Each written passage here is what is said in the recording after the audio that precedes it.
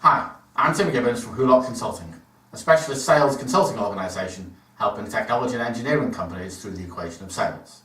In this short video, we're going to consider finding the needs of our customer. On a personal basis, we buy many things that we don't really need. I remember buying a Hawaiian shirt from Planet Hollywood many years ago, which I definitely didn't need and was never worn. However, in business, very little gets bought that is not needed. Customers generally don't advertise that they need something. It's up to the salesperson to identify the need and determine the appropriate solution for the customer. Identifying needs has three parts: research, asking questions, and listening.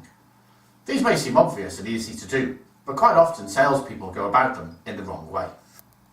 Identifying needs starts before you ever meet with the customer. As part of your research, you should be identifying things that they are doing that might suggest some needs, reviewing their upcoming work programme and making some educated guesses about what their needs are. But you'll never be completely correct in this, but it provides the basis for your first conversation with a customer. It also shows that you've taken time to try to understand the customer, and in that way, it starts to build trust. However, to fully understand the customer's needs, you need to talk to them and ask questions. The purpose of this is to identify the most important challenges that the customer has and the impact that it is having on their business.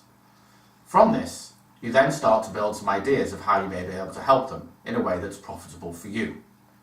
You always need to bear in mind that the customer's most pressing problems may not be the ones that you can help them with. In this case, the customer may not be willing to talk too much or be interested in what you have to offer because of these other issues. That doesn't mean that you can't help them, just that they need to solve their biggest problems first. In this instance, it's better to wait, maintain the relationship, and come back when they're ready. When asking questions, it's important to ask open, opinionated questions to get the customer to talk. They need to be talking much more than you. You need to be listening, which is a skill that needs to be worked on just as much as questioning. Asking questions and active listening are skills that we spend a lot of time working on as salespeople. All professions practice their skills, and salespeople should be no different. We practice asking questions in role plays, using team members as both the salesperson and the customer. This not only allows the salesperson the opportunity to practice, but gives an insight into the mind of the customer.